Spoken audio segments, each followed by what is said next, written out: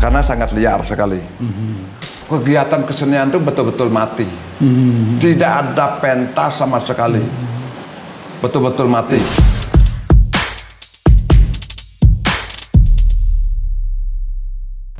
Selamat jumpa dengan Terminal Mendut detik ini. Studio Mendut, Komunitas Lima Gunung, Museum Lima Gunung, dan yang terbaru Terminal Mendut, sebuah media yang ingin memanfaatkan posisi Studio Mendut yang dekat dengan situs Candi Mendut, Pawon, dan Borobudur. Posisinya di tengah Jawa Tengah, sekaligus di tengahnya Pulau Jawa, dekat Bali, dekat Jogja, dekat Samarinda, dan banyak orang mampir dari supermodel Kate Moss, dari Gunawan Muhammad lewat sini dan temannya, Rendra pernah ke sini, Cak Rine 30 tahun lalu ke sini.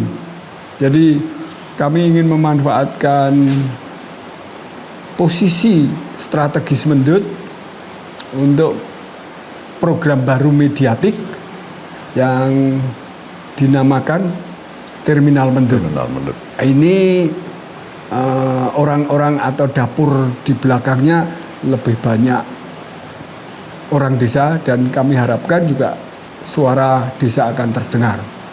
Ada pionirnya namanya Gepeng Nugroho, ada Endah, Nabila, Rian, Tommy Hernowo, Andi, Oko, dan sebagainya.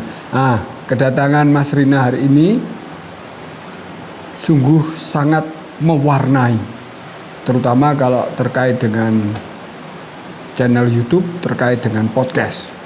Karena biasanya kalau Jakarta, Bandung, Jogja, Semarang itu lebih banyak cergis bahasa Jawanya, lebih banyak omong, lebih tekstual, lebih mulut. Tapi hari ini tadi teman-teman nonton gerakan, lebih kontak ke bahasa gerak, ya, bahasa bunyi-bunyi fonetik dan sebagainya.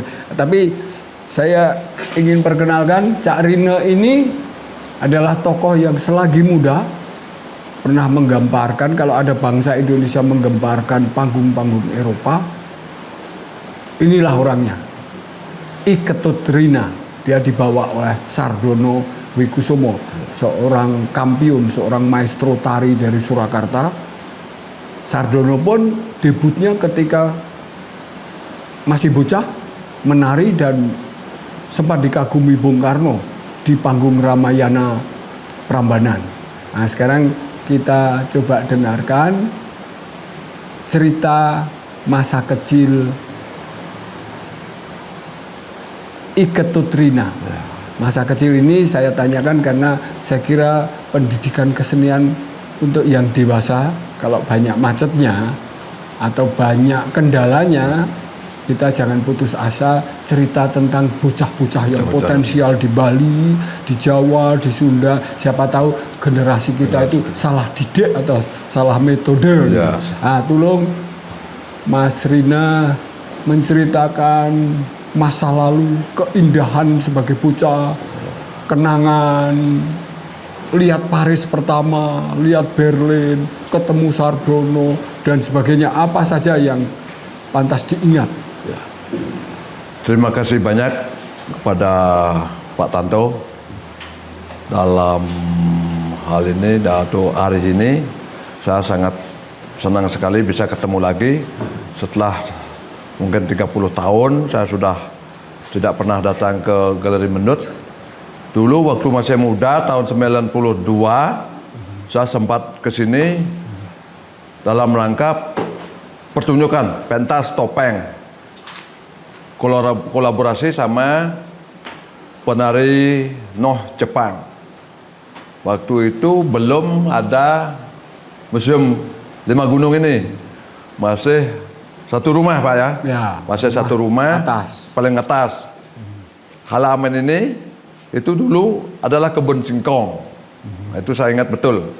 Kebun singkong, terus di bawahnya ada Pohon kali, kelapa. ya, Kali, pohon ada kali, kelapa. ya, ada kali, pohon kelapa dan pemandangannya luar biasa, luas, sawah-sawah. Dan saya sampai ke sini diminta oleh Pak Tanto, sangat senang sekali, dan saya akan menceritakan kehidupan saya sejak saya kecil. Kalau tahun 1970 itu anak-anak itu bermain adalah permainannya sangat tradisi. 1970 Mas Rina umur berapa? Beli Rina umur Itu berapa? 7 tahun Pak. 7 tahun. 7 tahun, umur 7 tahun. Nah, bermain itu kita itu belum mengenal istilahnya apa itu gadget ya. Kita banyak bermain-main ke sawah, ke kali, ke hutan-hutan. Nah, suatu kebetulan waktu saya kecil itu Pak Sardono Wikusuma itu mengadakan proses satu latihan di kampung saya di Jabopuro. Pada waktu itu beliau itu bisa keluar masuk dalam pura, bereksperimen, eksplorasi, gerak maupun vokal, termasuk dia ngelukis. Nah, pada saat dia latihan menari, dia tuh loncat-loncat ke sana ke sini kayak kesurupan. Sekali-sekali dia mengucapkan cak cak cak cak dan lain sebagainya. Kadang-kadang suara kayak komunikasi orang pedalaman seperti yang Asmat atau Papua itu. Nah, saya selalu menonton beliau berproses Itu di desa ya? di desa, di kampung Tegas saya. apa desa? Desa namanya Banjar Tegas Kangenan. Saya itu Banjar. masih umur 7 tahun pada waktu itu. Banjar Tegas Ya, Kangenan. Banjar Tegas Kangenan. Dia berproses, saya juga terlibat. Pada waktu itu awalnya adalah orang-orang dewasa, Pak. Oh, membuat kecak. Kecaknya itu sangat modern atau boleh dikatakan zaman itu keluar dari tradisi, karena kalau kecak tradisi itu duduk melingkar mengikuti cerita. Kalau kecak yang buatan Pak Sardono itu memasukkan unsur-unsur kehidupan yang terjadi dalam masyarakat. Misalnya mandi di laut. Nah, anak-anak tuh bagaimana mandi di laut, ada ombak, ada ombak-ambing oleh ombak. Pagi-pagi ada suasana desa, anak-anak orang-orang desa membawa, waktu itu kendaraan masih sedikit. Bawa sapi ke sawah, bawa itik. Mungkin satu orang itu bisa 150 sampai 300 sapi. Pagi-pagi itu jam 4 masih subuh, Pak. Mengembala sapi, dan ini suatu hari itik Apa? itik Itik. itu kan banyak itik, bebek. Bebek. Itu ditabrak oleh truk, mobil truk. Wah, banyak mati. Nah, itu juga dituangkan ke dalam karya kecak ini. Luar biasa. Saya waktu itu bermain itu ke sawah, kadang-kadang diikuti oleh Pak Sardono. Kita sepertinya eksplorasi. Oke, saya waktu kecil itu saya paling senang itu mencari ikan Diikuti tanpa jadwal ya? tanpa jadwal. Nah, pokoknya Sardono ngintip ini mana ini Iya, Ketutrina ada kemana di ini mana? anak kecil ini gitu. Sampai ke kali mandi itu dia kadang-kadang selalu ngikutin. Nah, kita nyari belut, nyari ikan, nyari burung, kadang-kadang bersiul, ngikutin suara kodok. Kadang-kadang saya tuh disuruh dengan pakai Pak Sardono pakai bahasa Indonesia. Saya nggak ngerti apa yang ngapain saya disuruh oleh Pak Sardono itu, saya nggak ngerti gitu. Kadang-kadang saya disuruh ngikutin suara kera, saya keluar suara kodok. Itu. Dan memang saat itu latihan tidak mengenal waktu. Oh, artinya itu sudah mulai diajak Sardono untuk latihan. Untuk latihan, tidak mengenal waktu. Anak-anak waktu itu mungkin ada sekitar 25 anak-anak ikut, termasuk kakak saya. Saya sebenarnya latar belakang saya dari keluarga itu sama sekali tidak ada latar belakang seniman atau penari atau pengrawit, itu memang tidak ada sama sekali. Bapak saya itu adalah seorang petani, ibu saya petani. Itu pemain-pemain kecak, penari-penari kecak itu pada zaman itu adalah pekerjaannya petani dan pematung. Pematung-pematung itu sebenarnya mereka tuh belum pernah melihat binatang apa yang dia bikin, binatang yang sebenarnya dia belum pernah melihat, seperti misalnya gajah, harimau, macan, kijang, dan lain sebagainya. Mereka tuh belum pernah melihat. Tapi mereka itu sudah bisa membuat, sudah pintar membuat. Ada anatominya. Memang di Banjar saya itu mungkin bisa dihitung antara 1 dan 2 orang sebagai guru, guru SD. Yang lainnya semua petani dan pematung. Artinya binatang itu bisa dilihat dari buku-buku gambar ya. Waktu itu dari mungkin guru-guru belum begitu banyak buku, Pak. Oh, buku belum. TV pun belum ada waktu itu. Ya. TV cuma ada di salah satu kecamatan. Kita nonton TV di lapangan di kecamatan.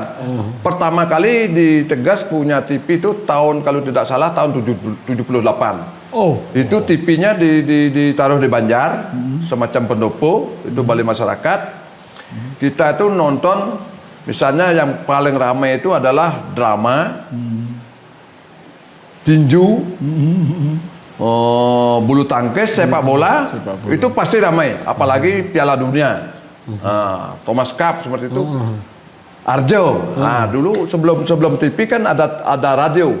Cuma ada radio punya hanya 1 orang punya. Itu pimpinan atau disebut dengan pimpinan RT RW. Nah, itu kita mendengar radio itu ke rumah itu ramai-ramai. Gitu. Itu memang dalam dulu itu ya seperti itu. Kita itu nonton TV ramai-ramai di Banjar gitu. Kalau misalnya nonton drama jam berapa, jam 7, setengah 7 itu udah ramai sekali. Mencari tempat duduk yang biar dapat di depan gitu. Karena TV itu kan masih TV-nya pakai kayak meja, kakinya jadi satu itu, seperti itu. Nah, itulah akhirnya kami itu mau berangkat ke Jakarta dalam rangka festival di Jakarta di tim Taman Ismail Marzuki. Kami sudah siap berangkat, sudah itu ada bus. Tahun antara 72 73. Ya, tahun itu. Akhirnya tidak bisa berangkat. Satu kampung itu sangat sedih sekali dan membuat setelah ada tidak jadi batal berangkat, kita mengadakan upacara, kalau di Bali namanya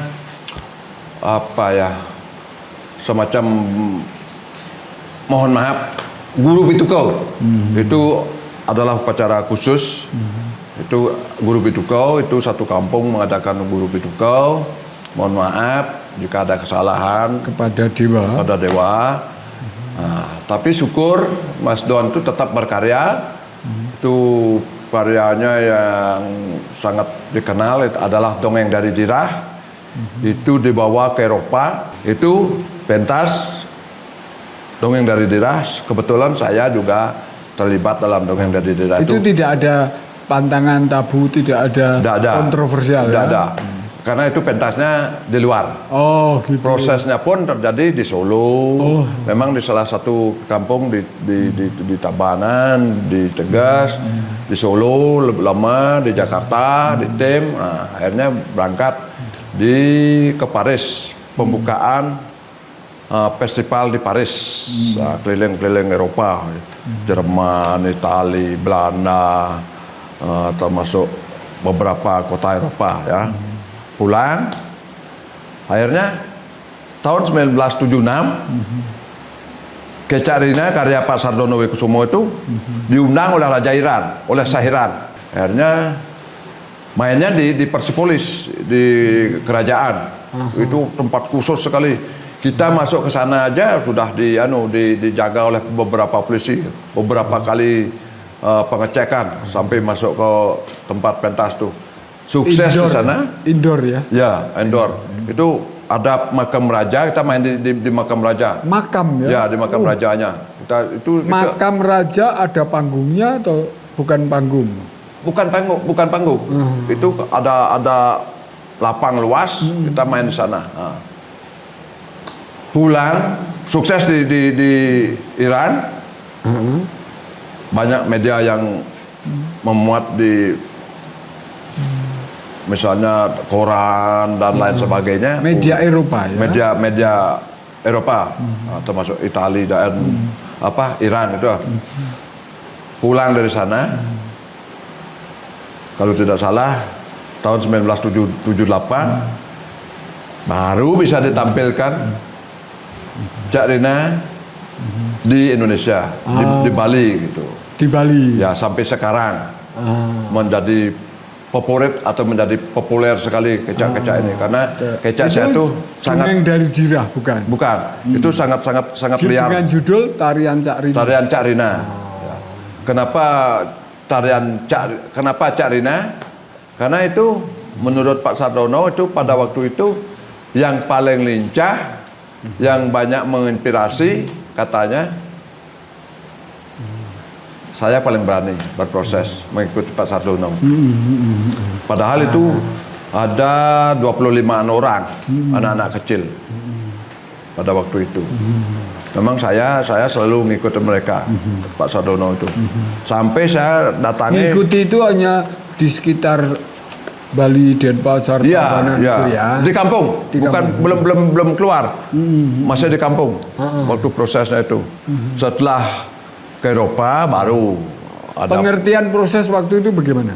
Proses kecak terjadi kan kecaknya itu. Guru kesenian itu kan macam-macam metodenya, pendekatan sosialnya, lalu kata pengantarnya, komunikasi. Kalau Sardono gaya pendekatannya gimana? Dia itu lebih alami. Misalnya, dia itu mengikuti anak-anak. Dia Pak Sardono itu tidak memberikan gerak. Gerak spontanitas anak-anak itulah yang ditampilkan. Dia tidak memberikan gerak baku. Oh, ini harus begini, harus begini. Saya kadang-kadang dipancing dengan ketawa. Kadang-kadang beliau menari. Nah, itu kadang-kadang gerakannya lucu, kalau aneh, dia gitu. Menari, Pak Sardono menari, gayanya juga kadang-kadang menirukan orang Bali. Orang Bali, kayak baris, kayak suku Hasmat, kayak tari Jawa, macam-macam geraknya dia tuh. Macam-macam geraknya dia. Sampai naik ke pohon beringin. Oh, si Sardono manjat pohon beringin. Iya, Pak Sardono naik dengan itu waktu itu dengan Pak Sarmugianto, Mas Sento. Pak Sarmugianto ya juga ikut dalam proses itu naik ke beringin. Sampai turun. Itu kan banyak ranting panjang, kadang-kadang di ranting itu dia tuh bergelantingan gitu, menari gitu, nah gitu. Hanya sampai terwujud sampai seperti sekarang.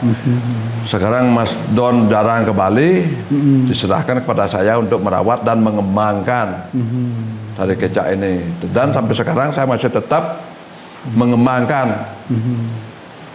Di samping melestarikan juga mengembangkan untuk anak-anak muda, anak-anak kecil dan orang-orang tua. Cak Rina sekarang usianya? Saya sekarang umur 56. 56. Ya. Kalau disebut guru gitu atau sang motivator atau sang pelatih atau apapun, itu sudah berapa komunitas, berapa desa, berapa banjar itu pernah ditangani selama ini, dan bagaimana? Memang melatih secara khusus tidak, tapi bergabung sering. Dari beberapa banjar yang ada di Kabupaten Gianyar, saya pernah saya kolaborasi sama Pak Nyoman Warte, pembikin patung Garuda Wisnu Kencana. Sampai 1.000 orang. Itu mainnya di bawah patungnya. Di bawah patungnya. Waktu peresmian. Ya. Termasuk baru proses peletakan batu saya sudah main. Beberapa kali sering. Saya lebih sering kolaborasi sama Pak Nyoman, memanfaatkan karya-karya Pak Nyoman, seperti ada patung Wisnu-nya itu seperti ogoh-ogoh itu dimainkan, ceritanya itu melibatkan banyak pemain kecak dari berbagai Banjar, dan kecak masing-masing itu punya ciri khas juga dari segi temponya. Kalau kecak saya memang paling lain daripada yang lain karena sangat liar sekali. Yang lainnya masih liarnya mengikuti adalah pola-pola. Liar yang tidak sekedar liar, tapi memang memang diperlukan ada keliaran yang intuitif, ya, yang penuh getaran, ide gitu ya. Setiap saat itu berubah. Jadi itu dilakukan kalau pakai istilah kolaborasi dengan teman seniman lain, misalnya dengan gitar, dengan jazz piano, sangat gampang, penari, sangat gampang. Saya pernah kolaborasi sama penari balet modern, David Brown, Elisa Monte, termasuk Linda Umar, penari Noh dalam kecak, penari Butoh, Butoh Jepang, termasuk opera Filipina. Opera Filipina. Sariosa. Kayak Sariosa ya. Woi, nyambung sekali. Dengan orkestra. Ya. Dan beberapa seniman dari Indonesia. Kalau dari seniman Indonesia misalnya, ya dengan Pak Dwiki Darmawan, dengan Pak Rizaldi, dengan gaya musik jazz, dengan piano, musik, ya. Terus dengan Dewa Bujana, masih kategori jazz, jazz, ya. Terus dan penari lain dengan Pak Supangga, otomatis kerawitan Jawa. Ya, kerawitan Jawa. Dan beberapa seniman-seniman seperti kemarin dengan Kecapi. Kalau kolaborasinya agak kerakyatan, maksud saya ini dari Teges yang dulunya dasarnya kehidupan petani, ada kata kunci desa, masyarakat yang punya ternak dan sebagainya, terus pernah nggak kolaborasi dengan juga masyarakat tradisi, juga petani tapi Sunda ke Jawa atau Madura atau Bugis, pernah nggak kolaborasi? Tapi bukan yang urban, bukan yang tadi Dewa Bujana, bukan yang itu, tapi pernah nggak? Ya ini kan pemusik Bandung kayaknya dia itu hidupnya kan bukan modern ya. Seperti Kecapi itu kan masih tradisi. Tapi mereka kuliah di institusi seni. Maksud saya dengan komunitas desa mana yang bukan kuliah di institusi seni, tapi mereka juga sudah misalnya grup dari Minang atau Aceh. Itu ya. Kalau Aceh ya, kalau Aceh pernah. Itu dengan Ratu Jaro. Saya kolaborasi pertama kali di Aceh. Setelah kolaborasi di Aceh, itu beda. Tari zaman dengan tari zaman di Aceh. Ya.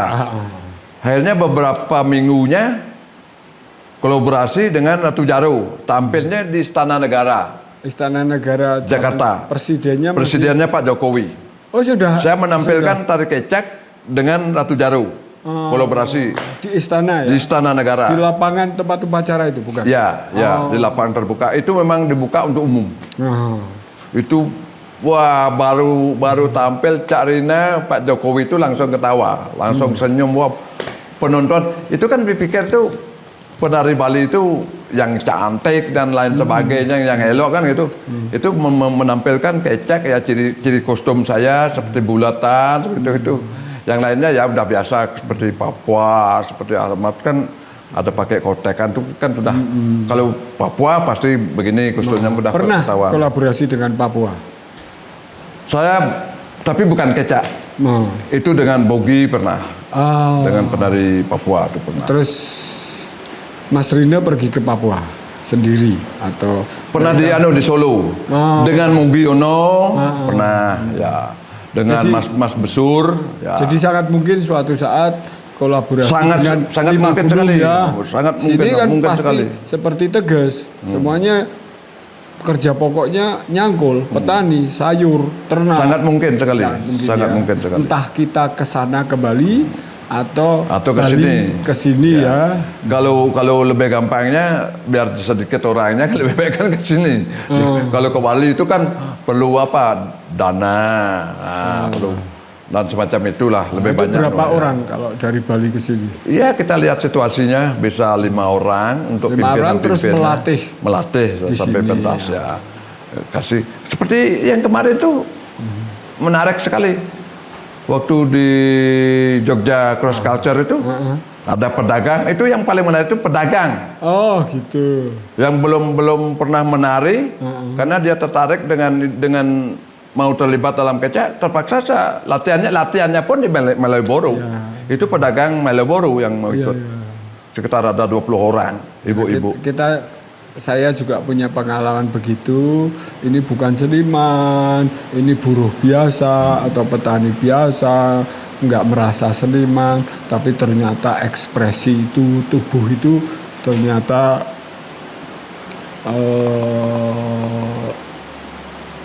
mampu berekspresi dengan itu menarik gitu. Kalau yang ini kira-kira masih 5 menitan lagi. Kalau Mas Rina pada 5 tahun terakhir ini kan obsesi dulu radio, ganti televisi, ganti pita, Mahanati Betamax, terus teknologi macam-macam. Sekarang ini semua menggunakan aplikasi digital dan sebagainya. Bagaimana lihat perkembangan Bali? Sekarang posisinya bukan cerita Mas Rina, tapi Mas Rina melihat penari Bali, pematung Bali, pelukis Bali, aktivis Bali, penggerak Bali dalam dunia 5 atau 10 tahun terakhir ini. Memang ada pergeseran Pak. Baik dari kehidupan masyarakat, cara bergaul, itu memang cara bermain, itu memang kita itu ngikutin perkembangan zaman. Itu memang tradisi itu terjaga, tapi kita tetap mengikuti perkembangan zaman. Itu tidak boleh tidak. Tapi di dalam perkembangan zaman tentu periode kapanpun, waktu kapanpun selalu terjadi dialektika, diskusi, kemudian agak salah paham, terus pertentangan nilai. Itu apa yang Mas Ketut lihat di dalam interaksi dengan turis? Pengaruh dari orang luar begini, ini kan mana yang merawatnya sejauh mana tidak sekedar mengikuti tamu, ya mengikuti kita itu harus pintar-pintar memilih. Terjadi akulturasi kebudayaan di sini. Kita harus pintar-pintar memilih. Misalnya kan ada bagian-bagian yang memang di barat tuh bagus, belum tentu bagus di Indonesia atau di daerah kita. Nah itu kita harus pintar-pintar memilah. Itu kita harus menjaga tradisi, adat istiadat. Itu tetap kita jaga. Sesuai dengan kebutuhan kita. Kalau memang kita tradisi ya kita harus tampilkan tradisi. Kalau yang sudah ke barat-baratan kita harus menyesuaikan juga. Asal jangan begitu dapat budayaan luar kita langsung terima. Kita harus pilih cocok nggak di tempat kita.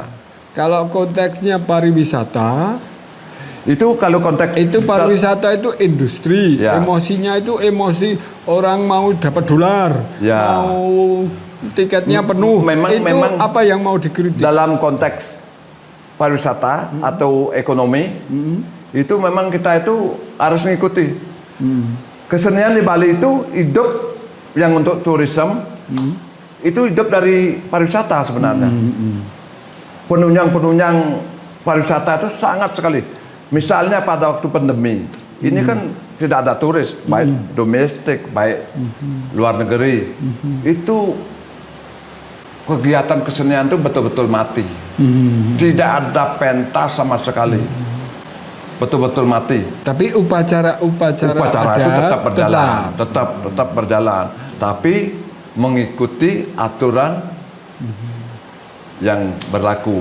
Dan itu Misalnya upacara, misalnya biasanya sampai 200 orang, mungkin sekarang dibatasi sampai 50 orang. Seperti ngaben gitu misalnya, waktu pandemi ini. Biasanya itu di kampung saya terjadi ngaben massal, Pak. oh gitu. Ngaben massal. Itu pekerja itu sangat dibatasi.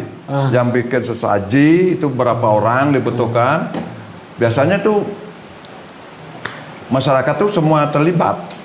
Nah itu tidak, itu dibatasi. Misalnya membuat wadah atau ogoh-ogoh atau semacam singa, ada lembu, itu tidak dibikin. Dalam konteks 5 tahun atau 10 tahun terakhir ini penggunaan aplikasi dan sebagainya, Mas Memang Rina aplikasi juga itu memanfaatkan. sangat perlu, saya perlu. bikin video tak kirim Ya, ke sangat penting itu. lewat WA Ya, group. gitu. sangat penting juga aplikasi-aplikasi atau modern alat-alat elektronik itu memang sangat penting untuk komunikasi. Dan Mas Rina melakukan itu ya. Saya juga sering dapat job-job dari telepon atau WA atau apa Messenger, itu termasuk memang memudahkan metodologi pengajarannya. Ya, itu. Saya pun kadang-kadang mengajar pakai HP kadang-kadang. Kita rekam suaranya, kita share atau kita kirim ke orang yang minta kita mengajar, kita kirim ke sana. Sekarang pertanyaan saya untuk membanding-bandingkan tentu tidak ingin menyentuh persis, tapi sebelum ini ditutup, itu pola pikirnya seniman di mana saja ketika semuanya serba ngomong ekonomi, itu kan ada gejala-gejala yang bisa terpleset. Kalau itu sudah mata duitan nggak dapat duit. Mending mata duitan jadi kaya, sudah mata duitan nggak nari dan nggak dapat duit, misalnya begitu. Maaf, saya tanya pribadi ya. Ya. Sebagai seniman Boleh. yang bukan PNS kan, tidak teratur sumber finansialnya. Misalnya. Sekarang ngomong yang untuk pendengar biasa-biasa, seniman-seniman teman saya itu penopangnya 10 tahun terakhir ini apa? Atau judi, atau ya agak berserah sama Allah, tahu-tahu. Kalau saya terus terang, saya memang hidup saya itu dari menari, Pak. Saya tidak punya pekerjaan lain daripada menari. Keseharian kalau sekarang itu mungkin sudah mulai 5 tahun ini saya juga hidup sebagai petani. Saya pelihara kambing. Kalau ngajar di Banjar, sudah jelas tidak menari di kampung, sudah jelas tidak ada uang. Apalagi di pura itu ngasih kopi, sudah pasti tidak ada. Tapi kalau di hotel kita harus pasang tanah, harus pasang tarif. Jangan istilahnya nganyah itu dipakai kedok. Jadi tetap tawar-tawaran. Banyak orang memanfaatkan istilah nganyah itu. Ngayah itu ngamen atau ngayah? Bukan. Menari ngayah itu apa ya? Ikhlas. Ikhlas. Kalau kita misalnya ke hotel itu kan harus pasang tarif lah istilahnya. Kalau ngayah itu misalnya kita, oh kamu nari di pura ini ya, itu kita tidak ada hitung-hitungan, tidak ada perjanjian akan dikasih berapa, minta berapa, itu nggak ada. Paling-paling itu kita dapat sesaji yang ada telurnya, ada telur, ada kelapa, ada jajan, ada nasi. Sebelum COVID juga sering main di hotel ya? Saya memang itu sumber utama kalau dari turis. Ya, saya lebih ke order daripada reguler. Ya, kalau di Bali itu banyak persaingannya, Pak. Tidak seperti di sini. Dalam pertunjukan. Dalam pertunjukan, dalam bentuk harga, boleh dikatakan seperti itu, banyak persaingannya. Persaingan itu termasuk bisa banting-bantingan harga. Iya.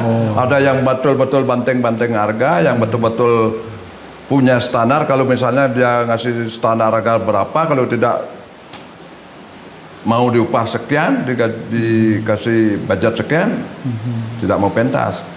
Satu-satunya ya. Dalam konteks itu mengelola psikologi hubungan antar seniman, apakah mereka itu kan kenyataan bahwa hidup itu bersaing, itu apakah ada ruang tersendiri untuk mereduksi, untuk mengurangi konflik, untuk mengurangi salah paham itu. Tradisi Bali gimana? Atau ada kumpul-kumpul yang bersifat Ya, itu timbang rasa ada? Memang ada. Itu istilahnya rapat.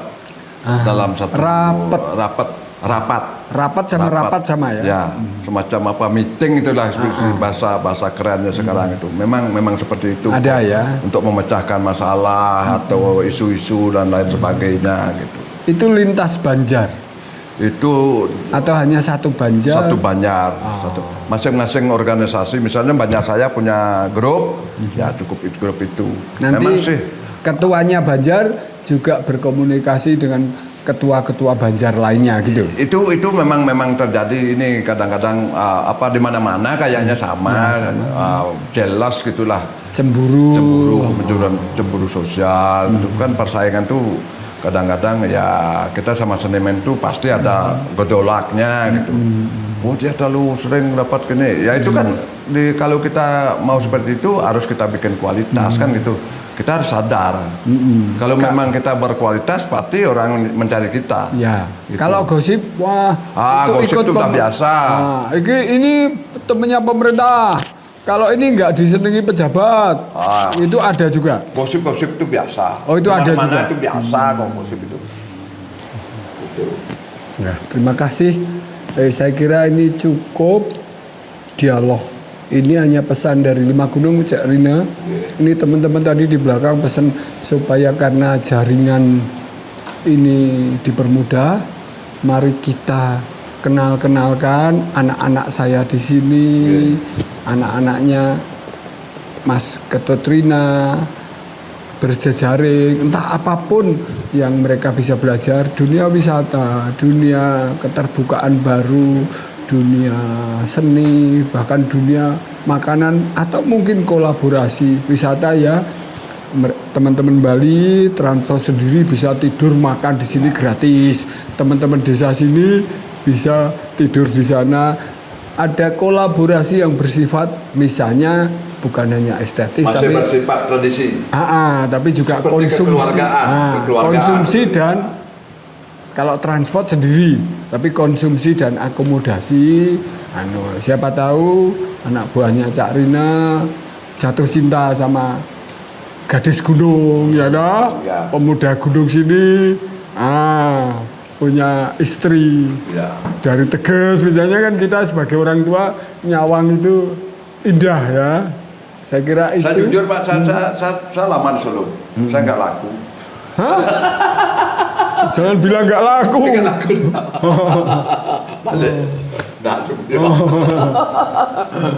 Kurang tubrukannya. Di Jawa itu ada kopi tubruk. Dalam cinta orang Jawa itu juga perlu cinta tubruk gitu loh. Saya kira itu.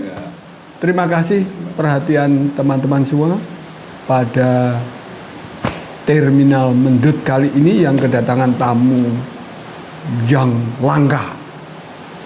Maestro tari dari Bali dan sejarahnya panjang.